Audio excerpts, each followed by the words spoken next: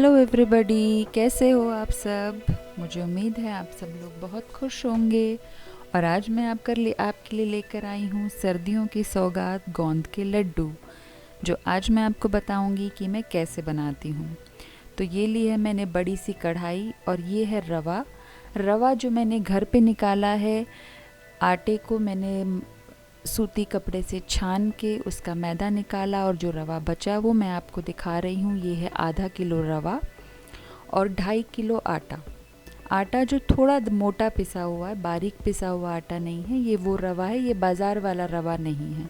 इससे जो कुरकुरापन लड्डुओं में आता है वो बहुत अच्छा आता है। और यहाँ पे मैं ले रही हूँ 2.5 किलो आटा, जो मोटा पिसा हुआ है, क्योंकि लड्डुओं के लिए हमेशा हमें मोटा आटा लेना चाहिए और उससे एकदम परफेक्ट लड्डू बनते हैं। अब यहाँ मैं आपको सबसे बड़ी टिप दे रही हूँ। आपने देखा होगा कि आप जब भी गोंद के लड्डू की रेसिपी देखते हैं तो उनको बहुत घी में भुना जाता है, लेकिन यहाँ मैं उनको ड्राई रोस्ट कर रही हूँ। मैंने घी बिल्कुल नहीं डाला है, गैस बिल्कुल सिम है और मैं उनको उस आटे को ड्राई रोस्ट कर रही हूँ। और ये है मखाने जो है 250 ग्राम और ये है गोंद, ये भी 250 ग्राम है, 1 पाव के करीब ये गोंद है। और ये है बादाम जो है आधा किलो। और ये है घी जो इसमें 2 किलो लगा, बिल्कुल परफेक्ट मेजरमेंट है 2 किलो का। ये है डेसिकेटेड कोकोनट जो मैंने 100 ग्राम लिया है, 1 किलो मैंने बूरा ली है। तो यहाँ पे मैं आपको ये बता रही थी। और इसके साथ में मैंने लिए हैं छुआरे, ये 1 पाव छुआरे हैं, नहीं 1 पाव नहीं, ये आधा किलो छुआरे हैं। और यहाँ पे मैं ड्राई रोस्ट कर रही हूँ आटे को। मैंने इसमें घी बिल्कुल नहीं डाला है। इसका सबसे बड़ा रीज़न ये है कि अगर आप घी को गरम करके उसके अंदर आटा को भूनेंगे तो आपके लड्डुओं में 1 हफ्ते बाद ही स्मेल आने लगेगी, वो अच्छे नहीं लगेंगे खाने में। लेकिन आप अगर मेरी इस रेसिपी से गोंद के लड्डू बनाएंगे तो आप अगर इनको 1 महीने भी रखेंगे, आपको ये उतने ही फ्रेश और ताज़ा लगेंगे कि जैसे आपने इन्हें कल बनाया हो। और ये टिप मिली मुझे मेरी मम्मी से, वो ऐसे ही बनाती थी और 1-1 महीने वो लड्डू मतलब काफ़ी सारे बना के रखती थी और हम खाते थे और उतने ही फ्रेश हमें वो लगते थे। तो आपने बिल्कुल, अगर आपने इसी जिस क्वांटिटी में मैंने बनाए हैं या इससे ज़्यादा बनाने हैं तो उन्हें कतन आप घी में मत भूनिए। पहले ड्राई रोस्ट कीजिए आटे को और उसके बाद जैसे मैं आपको रेसिपी बता रही हूँ उस हिसाब से फॉलो करिए, आपके लड्डू महीना भर फ्रेश रहेंगे। और यहाँ पर मैंने आटे को छोटे छोटे बैच में भूना है। मैंने एक साथ सारा आटा नहीं भूना है, क्योंकि इससे आटे में वो सौंधापन नहीं आता, वो करारापन नहीं आता, या वो अच्छे से भुन नहीं पाता। तो मैं छोटे छोटे बैच में पूरे 3 किलो आटे को भून रही हूँ। ये देखिए, इस तरीके से मैं भून के उसको परात में रखती जाऊंगी ताकि मेरा जो आटा है वो एकदम बराबर भुने और उसमें कहीं कच्चापन ना रहे। और गैस को मैं रखती हूँ बिल्कुल सिम, तेज़ गैस नहीं करनी है क्योंकि हम उससे आटा जल जाता है। और ये देखिए, फिर फाइनली मेरा पूरा आटा भुन गया और मैंने उसे वापस उसी कढ़ाई में डाल लिया। अब मैंने वापस सिम गैस कर दी है। हल्का सा मैं आटा वापस गरम करूँगी और उस आटे के अंदर मैं घी को डालूँगी। जब मेरा आटा हल्का सा गरम होगा, और घी को मैं बिल्कुल गरम नहीं करूँगी, सिर्फ उस गरम आटे में मैं इस घी को डालूँगी, क्योंकि सर्दियाँ हैं और आपको पता है ये घर का घी बना हुआ है, बिल्कुल शुद्ध घी है, तो थोड़ा जमा हुआ रहता है। इसीलिए मैं उसे डायरेक्ट आटे में डालूँगी जिसे मैंने हल्का सा गरम कर लिया है, जिससे उस आटे की गर्मी से ये घी पिघल जाए। पहले मैं थोड़ा घी डालूंगी, मैं इसमें बहुत ज़्यादा घी अभी नहीं डालना चाहती हूँ क्योंकि बाकी चीज़ों में भी घी पड़ेगा। मैं सिर्फ इसको एक तरह से कह लीजिए कि मैं इसको आटे में मिक्स करके थोड़ा सा जज्ब कराना चाहती हूँ आटे के अंदर घी को। और अब मैंने अपनी गैस को कर दिया है बंद और मैं इसके अंदर अच्छे से घी को डालूँगी। और अगर आपको लगे कि घी कम है तो आप थोड़ा सा और डाल सकते हैं, लेकिन हमें बहुत ज़्यादा नहीं डालना है। हमें इतना रखना है कि हमारा आटा जो है इतने हम दूसरे जो हम काम करेंगे इन बिटवीन वो जो आटा है वो घी को पी ले, थोड़ा सा उसके अंदर जज्ब हो जाए घी अच्छे तरीके से, इतना हमें घी डालना है। ये देखिए इस तरीके से हमारा आटा खड़ा खड़ा रहना चाहिए घी डालने के बाद। तो ये जो टिप्स हैं ये आप बिल्कुल याद रखिए गोंद के लड्डू बनाने के लिए और उनको बहुत टाइम तक फ्रेश रखने के लिए। और ये है मखाने जो मैंने आपको बताया कि मैंने 250 ग्राम लिए थे, 1 पाव, और 3 किलो आटे में मैंने ये मखाने लिए हैं। और अब मैं इनको देसी घी में फ्राई कर रही हूँ, इसीलिए मैंने उसमें घी कम डाला क्योंकि इनमें भी बहुत सारा घी ये पी लेते हैं और बहुत क्रिस्प हो जाते हैं, आपको मालूम ही है। और मखाने हम लेडीज़ की सेहत के लिए बहुत अच्छे होते हैं, इनमें बहुत ताकत होती है, तो मैं मखाने ज़रूर डालती हूँ। देखिए ड्राई फ्रूट का हिसाब ऐसा है कि जो ड्राई फ्रूट आपको नहीं पसंद आप ना डालें, लेकिन मैंने इन लड्डुओं में हर वो चीज़ डाली है जो इंसानी शरीर को बहुत ताकत देती है, और मखाना आप सब जानते हैं उनमें से एक है, इसीलिए मैंने मखाना डाला है। अगर आपको नहीं पसंद तो आप इसमें सिर्फ काजू, बादाम, पिस्ता डाल सकते हैं, लेकिन इसमें किशमिश मत डालिएगा। अगर आपने इसमें किशमिश डाली तो आपके लड्डू जल्दी ख़राब हो जाएंगे, क्योंकि किशमिश में वाटरी कंटेंट रहता है, तो वो हमें अवॉइड करनी चाहिए। अगर हमें उन्हें 10 दिन भी रखना है तो किशमिश आप ना डालें तो बेहतर है। और इस तरीके से मैं सारे मखानों को फ्राई कर लूँगी। और ये देखिए मैंने पूरे के पूरे जो 250 ग्राम 1 पाव मखाने थे मैंने फ्राई कर लिए। ड्राई फ्रूट आप इसमें चाहे जितना डाल सकते हैं, लेकिन फिर भी एक क्वांटिटी, इसमें एक सेट क्वांटिटी होती है जो मैंने आपको बताई है। और यहाँ मैं गोंद को थोड़ा साफ़ कर रही हूँ, थोड़ा आपको कोई अलग सा कलर का गोंद लगे तो आप उसे निकाल दीजिए।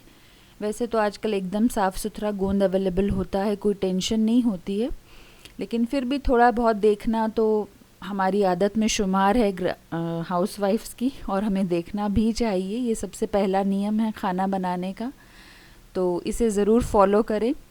और इस तरीके से मैंने पूरा घी दोबारा लिया है, और उसके अंदर मैं जैसे ये पॉपअप करेंगे हमारे जो गोंद हैं मैं उन्हें बाहर निकाल लूँगी।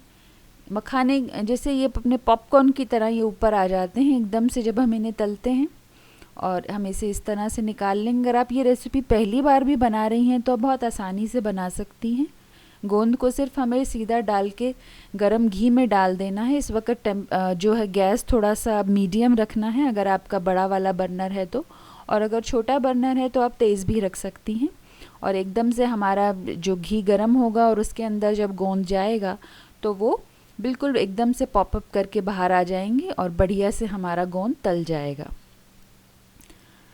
और इस तरीके से मैं सारा गोंद तल लूँगी। और अब मैंने कढ़ाई, उसमें सारा घी जज्ब हो गया था तो मैंने कढ़ाई को टिश्यू पेपर से साफ़ कर लिया है, नॉन स्टिक है। और मैं बादामों को ड्राई रोस्ट कर लूँगी। आपको लगे तो थोड़ा बहुत घी, आपको इच्छा हो तो डाल सकते हैं, आपको लगे कि ज़्यादा ड्राई हो गए तो आप डाल सकते हैं। वैसे इसको घी में तलने की कोई ज़रूरत नहीं होती, क्योंकि बादाम में ऑलरेडी अपना एक ऑयल होता है जो एक फ्लेवर भी होता है और ताकत भी होती है। और ये आधा किलो बादाम है, और बादाम बच्चों के दिमाग के लिए बहुत अच्छे होते हैं, बालों के लिए बहुत अच्छे होते हैं, तो मैंने इसीलिए इसमें आधा किलो बादाम लिए हैं। और ये है नारियल का बूरा यानी कि डेसिकेटेड कोकोनट जो मैंने 100 ग्राम लिया है। इसमें ज़्यादा अगर हम डेसिकेटेड कोकोनट डाल देते हैं तो नारियल का फ्लेवर थोड़ा ज़्यादा आ जाता है।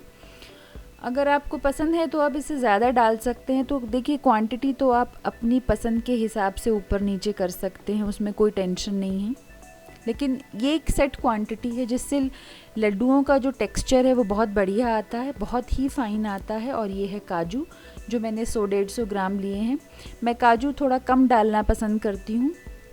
उसका रीज़न ये है कि काजू एक तो फ़ैट थोड़ा ज़्यादा बढ़ाते हैं, और जो बादाम का जो फ्लेवर आता है इसके अंदर वो कमाल आता है, इतना काजुओं का नहीं आता है। तो मैंने काजुओं को थोड़ा दरदरा सा पीस लिया था और मैंने उनको ड्राई रोस्ट किया है उसी बंद गैस में, सिर्फ जब कढ़ाई की गर्मी में, मैंने उनको ऐसा तला नहीं है। और ये है तिल जो मैंने लिए हैं, करीबन 50 ग्राम तिल हैं। तिल इसमें बहुत अच्छे लगते हैं, सर्दियों में हमें तिल ज़रूर खाना चाहिए, बहुत ताकत होती है इसके अंदर। तो मैं इनको सिर्फ ड्राई रोस्ट करूँगी। जैसे ही तिल पॉपअप थोड़ा सा पॉपअप करेंगे, उछलेंगे, समझ लीजिए कि आपके तिल रेडी हैं और आप इनको अपने लड्डुओं वाले मिक्सचर में डाल सकते हैं। तो वही मैं अगेन रिपीट करूँगी कि आप जैसा भी चाहें ड्राई फ्रूट्स का प्रोपोर्शन रख सकते हैं, लेकिन कोशिश हमें यही करनी चाहिए कि बहुत हेल्दी ड्राई फ्रूट्स लें, और किशमिश तो बिल्कुल ना लें तो बेहतर रहेगा अगर आपको लंबे टाइम तक रखने हैं। चूँकि मैंने 3 किलो आटे के वो बनाए हैं तो महीना भर ये चलेंगे, तो ये उतने ही फ्रेश रहेंगे। ये देखिए इस तरह से जब आपके तिल ऊपर पॉपअप करने लगे, उछलने लगे कढ़ाई में, तो समझ लीजिए कि आपके तिल भुन गए हैं और आप इन्हें उस कढ़ाई में ट्रांसफ़र कर दीजिए। जो भुना हुआ आटा है घी के साथ जो हमने मिलाकर रखा है उसके अंदर। तो इसमें थोड़ा काम ज़्यादा होता है, ज़्यादा लड्डू बनाने में, लेकिन ये जो है सर्दियों की सौगात है और ये हमें ज़रूर करना चाहिए, बनाना चाहिए बच्चों के लिए, अपने लिए, हम लेडीज़ के लिए बहुत अच्छा होता है। और ये हैं छुआरे।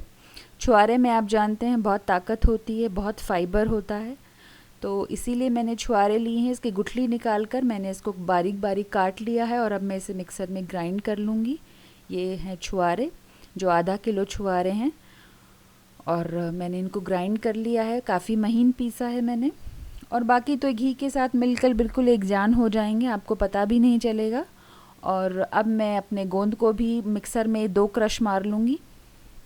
तो गोंद तो बड़ी नाजुक सी चीज़ होती है, इसमें कुछ ज़्यादा मेहनत नहीं लगती। और ये देखिए आपको पता भी नहीं लगेगा कि ये 1 पाव गोंद था। ये देखिए कितना हो गया है और मैंने इसको इतना बारीक कर लिया। अगर आपको ये नहीं पसंद तो आप इसको डायरेक्ट भी डाल सकते हैं, लेकिन मुझे थोड़ा सा वैसा पसंद है इसलिए मैंने डाला। और यहाँ मैंने मखाने बारीक मिक्सर में ग्राइंड कर लिए हैं और बादाम को मैंने अच्छा सा पाउडर बना लिया है। और जब भी हम कोई भी ड्राई फ्रूट ग्राइंड करें तो हमें एकदम से मिक्सी को चलाकर नहीं रखना है, हमें उसे ऑन ऑफ यानी कि बंद और चालू करते रहना है। और इस तरीके से हमें कोई भी ड्राई फ्रूट को ग्राइंड करना है। अगर आप एक साथ उसको लंबे समय तक चला कर रखेंगे मिक्सर को तो वो इतना फाइन जो है ग्राइंड नहीं होगा। ये एक टिप मैं आपको दे रही हूँ। और यहाँ पे मेरे पास थोड़ा छोटे बर्तन थे तो मैंने आधा आधा उनको बांट लिया है और मैंने हर चीज़ को आधा आधा मिला लिया है दोनों बर्तन में। बादाम, मखाने और काजू सबको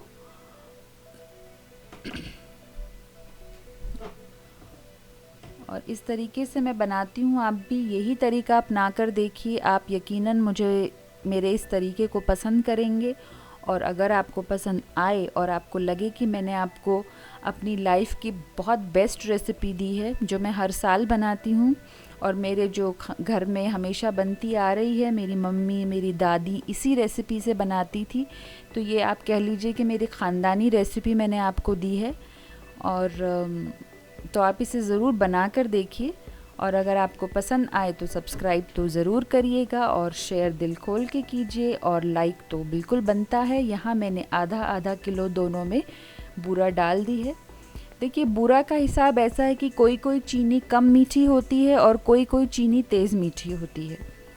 वैसे इसमें परफेक्ट मेजरमेंट है कि ये 1 किलो बूरा इस 3 किलो आटे में और बाकी सब सामान में जाती है, लेकिन आप पहले थोड़ा मिलाकर देख लीजिए। और मीठा सबका अपना एक अलग टेस्ट होता है, कोई ज़्यादा मीठा खाना पसंद करता है, कोई हल्का मीठा लेता है, तो आप उस हिसाब से मिला सकते हैं। मैंने इसमें 1 किलो बूरा मिला दी है।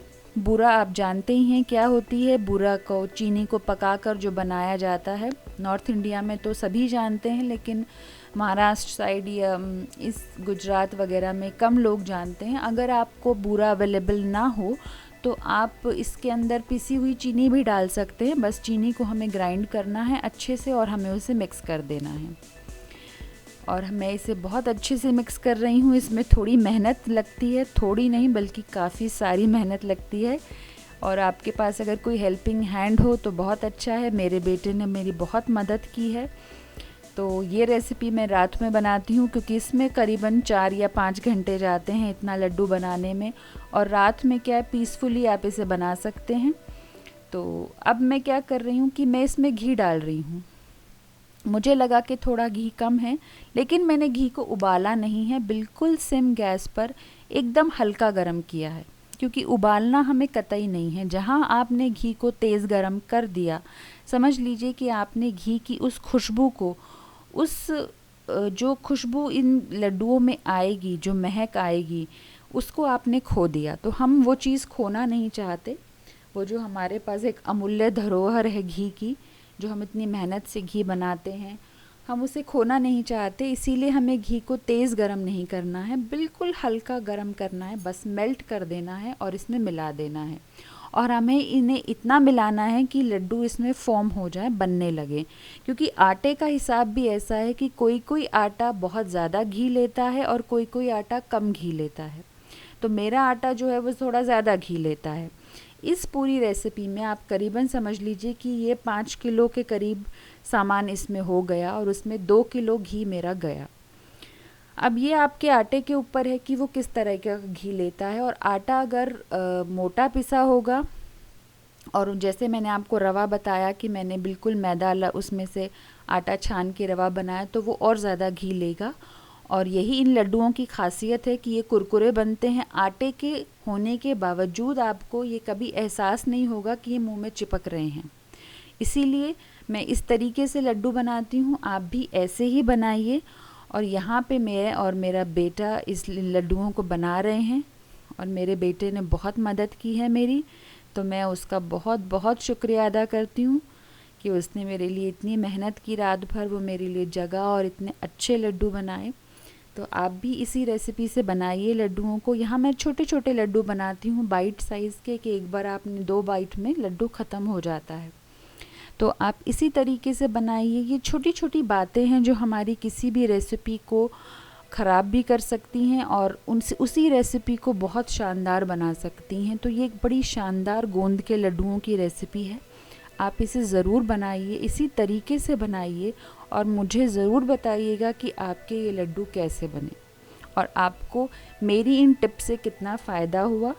तो ज़रूर बताइएगा। मेरे साथ बने रहिए हमेशा, मुझे हमेशा आपका साथ चाहिए, ताकि मैं इतनी ही परफेक्ट रेसिपी, बिल्कुल एकदम ऑथेंटिक रेसिपी आपके सामने ला सकूं। तो ये है गोंद के लड्डू, सर्दियों की सौगात। अब आप मुझे एक सौगात दीजिए, मुझे सब्सक्राइब करिए, मेरे चैनल को लाइक करिए, शेयर तो दिल खोल कर कीजिए। तो अपनी अगली और बड़ी धमाकेदार रेसिपी के साथ मैं आपके सामने फिर आऊँगी, और तब तक के लिए आप ये रेसिपी बनाइए और इसे एंजॉय कीजिए, और इस जो ताकत हमें सर्दियों में मिलती है उस ताकत को महसूस कीजिए। So thanks for watching.